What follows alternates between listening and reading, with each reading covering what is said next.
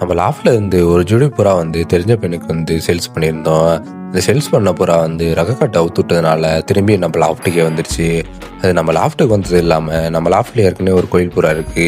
அந்த கோயில் புறா கிட்ட சரியான சண்டை போட்டுட்டு இருக்கு. நம்ம சேல்ஸ் பண்ண புறா வந்து சரியான சண்டை போயிட்டு லாஃப்ட்ட போய் பார்த்தா, 2ங்களும் சரியான அடி அடி அடிச்சுக்குது.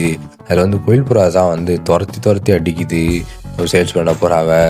அது சேல்ஸ் பண்ண புறாவும் வந்து விட்டு தரல. மறுபடியும் ரிட்டன் வந்து வந்து அது கொண்டுகிட்டே உட்காந்துக்கிட்டு மறுபடியும் வந்து கோயில் புறா வந்து அடித்து அடித்து துரத்திக்கிட்டு கிடந்துச்சு.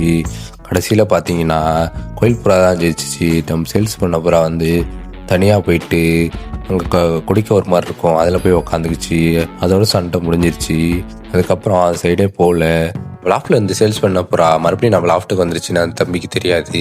அதனால் பிடிச்சி அந்த தம்பிகிட்ட கொடுத்து மறுபடியும் ரெக்க கட்டு போட்டு வச்சு 1 மாதம் கழித்து அவுத்துட சொல்லணும். அப்போ தான் திரும்பி நம்ம லாஃப்ட்டுக்கே வராது இந்த புறா.